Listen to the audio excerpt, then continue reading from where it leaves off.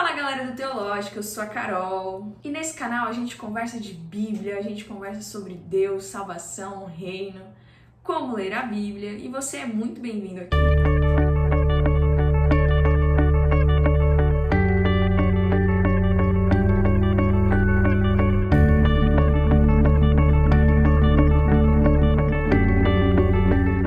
É isso aí, a gente está continuando nosso estudo em João e a gente separou para vocês um estudo temático hoje. Mas um dos temas legais de João é o uso que Jesus faz da frase eu sou. E a frase eu sou no Antigo Testamento é representativa do nome de Deus e ele está usando isso justamente nesse sentido. Ele está falando eu sou e usando isso para exemplificar o que ele é e para mostrar pra gente o caráter de Deus. O que Deus é e como Deus se apresenta para as pessoas. E essa expressão aparece pela primeira vez com Moisés? Sim, vai aparecer quando Moisés vai perguntar para Deus, quando eles me perguntarem quem me enviou, o que direi? E Deus fala para ele, você dirá que eu sou o enviou. Cristian, explica mais o que é essa expressão eu sou, porque fica vago, eu sou. Dá a impressão que tá faltando, né? Da maneira como Deus explica no Antigo Testamento, eu sou o que sou. É aquele que é sem precisar ninguém ter feito ser. Uma outra maneira de entender é aquele que faz ser, é aquele que é o Criador. Sendo o Criador, a ênfase no Criador faz parte do tema de João. Então ele está enfatizando que Cristo, que Jesus e Deus são um. Então, Criador e Redentor. É assim que João quer linkar. Jesus é Deus. E Deus é assim. Então, uma revelação do caráter de Deus na vida de Jesus. Mas agora a gente vai ver um por um e vai falando com vocês sobre isso. Então vai lá, Christian, pode começar. O primeiro exemplo aparece na conversa de Jesus com a mulher samaritana.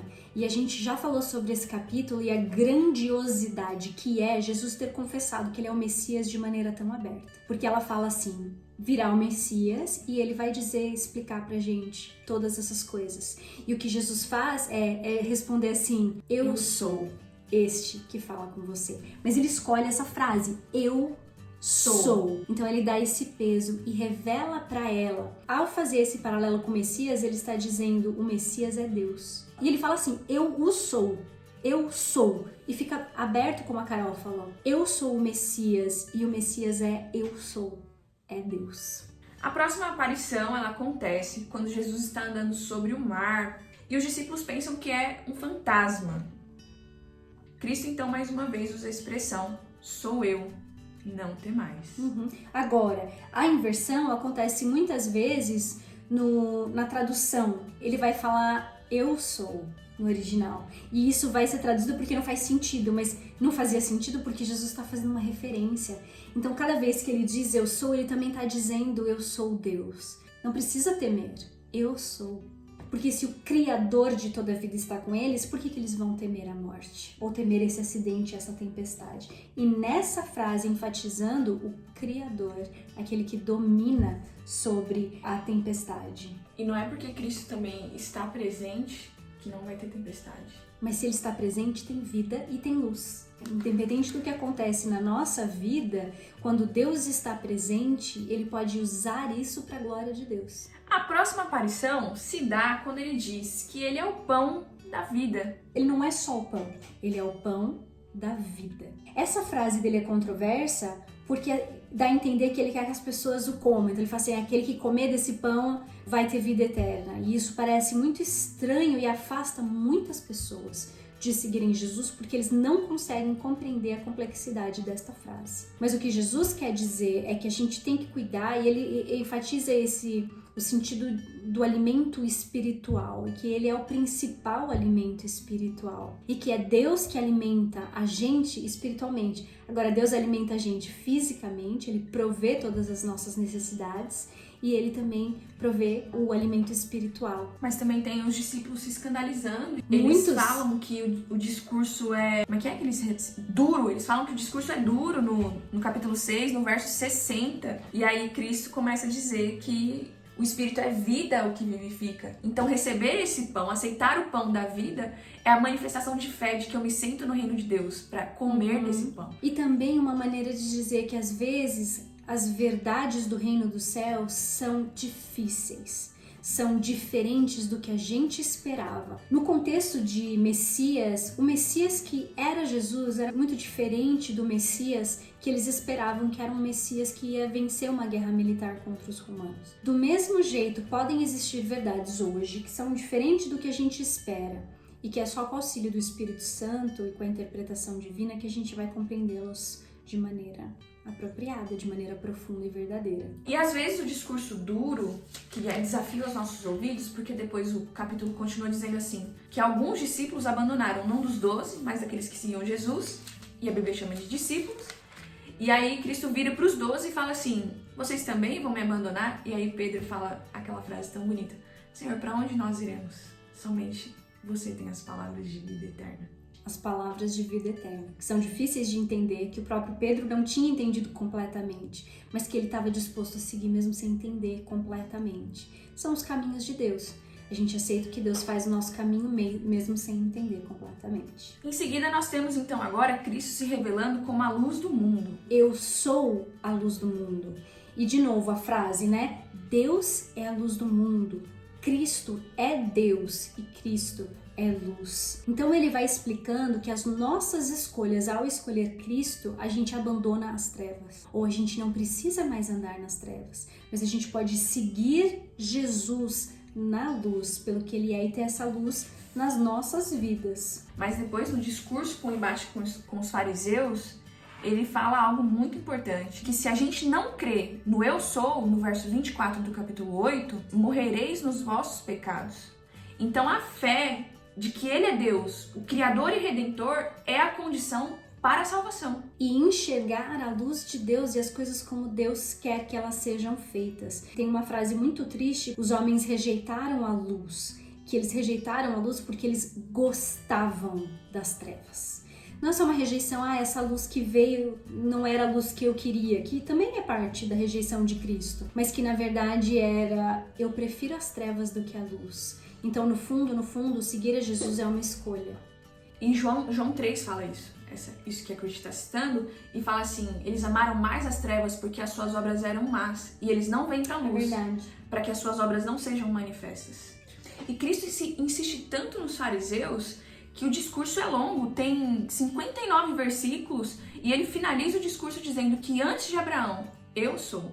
E que ele estava lá antes de Abraão, e que não é só o conhecimento temporário ou temporal comum deles contra o dele, Jesus, aqui 30 anos na Terra, mas sim de um ser que estava lá desde o começo. E para mim a ironia desse capítulo é o final, quando diz que eles pegam pedras para atirarem em Jesus e Cristo tem que se ocultar e sair do templo. Então, eles estão dentro da igreja, vamos assim dizer, dentro do templo, mas estão com pedras na mão, porque eles não estão abertos para receber o reino de Deus. E logo em seguida, vem a cura do cego, que a gente falou semana passada.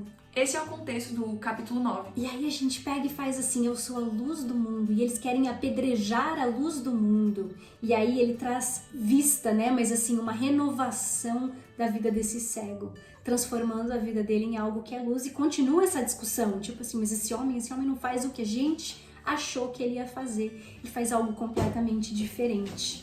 O próximo eu sou é no capítulo 10, e é quando Jesus diz, eu sou o bom pastor. O pastor foi sempre uma imagem no Antigo Oriente do rei ideal. O rei ideal é um pastor. As ovelhas dependem dele, ele cuida das ovelhas. Dentro dessa imagem, ou desse paralelo que ele faz com o bom pastor, ele também se coloca como a porta. E ele também vai dizer depois que ele é o caminho. Então aqui, ele é o bom pastor, ele é a porta das ovelhas. E ele diz duas frases que ligam com o fim do livro. Ele vai dizer, as minhas ovelhas conhecem a minha voz e não vão atrás de um estranho. E também, o bom pastor conhece cada uma das suas ovelhas por nome. Isso liga no final e tem um momento muito bonito, a gente já falou de Maria Madalena, tá lá no vídeo sobre João 20. Mas naquele momento, Maria só reconhece Jesus quando ele fala. Maria. E ele fala o nome dela, ele conhece as suas ovelhas por nome. E ela reconhece a sua voz, ela não reconheceu a sua aparência, mas a sua voz ela reconheceu. Então ele se mostra naquele momento atuando como bom pastor. E até então o texto vem ocultando o nome dela e só chamando ela de mulher, mulher, mulher, mulher. Aí na hora que fala Maria, ela responde mestre. Vai lá no nosso vídeo. Exatamente. O próximo é Eu sou a ressurreição e a vida. E é uma resposta, ou aparece em contexto com Lázaro. E ele vai fazer o ato de trazer a vida de volta a Lázaro como sinal do poder que ele tem sobre vida e morte.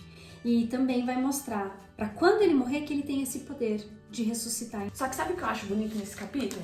É que mesmo Jesus sabendo que ele tem poder para ressuscitar, ele chora com o pessoal. Ele sabe a nossa dor. Ele sabe que no fim vai ficar tudo bem. Mas ele não passa por cima do que a gente tá passando. Vai passar, vai passar. Não, ele sofre junto. O próximo eu sou Christian. Desde já vos digo, antes que aconteça. E ele vai falar isso no momento em que ele está descrevendo a morte e ressurreição dele para os discípulos. Para que quando acontecer, creiais que eu sou. E de novo, a ênfase no eu sou solto. Não é só que eu sou o pão da vida, que eu sou a luz, que eu sou Deus. Eu tenho esse poder de ser, que também tem a ver com o poder sobre a morte. E aí uma frase que ele vai falar no capítulo 14. Eu sou o caminho, a verdade e a vida. O caminho é uma palavra-chave na Bíblia inteira. E no Antigo Testamento ela tem muito a ver com aquele que anda com Deus. Porque se você anda com Deus, você está no caminho certo. E ele é o caminho. Então, você andar com Deus, é você andar com Cristo, é você estar no caminho que é Cristo. Ele fala que ele é a verdade e a vida. A vida, ele já tinha falado, eu sou a ressurreição e a vida. E a verdade vai aparecer, perguntou-lhe Pilatos, que é a verdade. Mas ele não deixa Jesus responder, ele está diante da verdade e ele não reconhece. E a ironia é que a mulher dele, de Pilatos, fala assim, não mexe com esse homem porque ele é justo. Um dos últimos exemplos, o penúltimo exemplo, é eu sou a videira verdadeira. E aí também tem muitos exemplos de Deus apresentando Israel como uma vinha.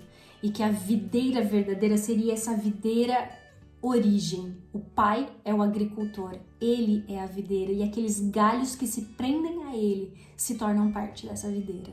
Então, quando ele está sendo preso, ele pergunta para aqueles que o perseguem, quem vocês estão procurando? E eles dizem, Jesus o Nazareno. E ele diz, eu sou. De novo, na nossa tradução diz sou eu.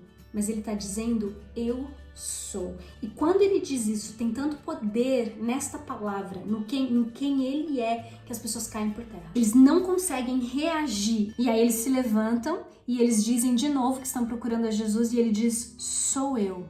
E aí ele se coloca no lugar dos discípulos. Quem vai sofrer é ele. Para quê? Para que nós não soframos. Eu sou. E Deus, nesse momento, assume a responsabilidade pelo nosso pecado. E ele diz assim dos discípulos, deixa esses irem, deixa eles livres. Eu vou assumir a responsabilidade. Eu vou pagar o preço. Deus morre no nosso lugar. Ia render muito esse tema, mas por hoje é só. Até mais. Até mais.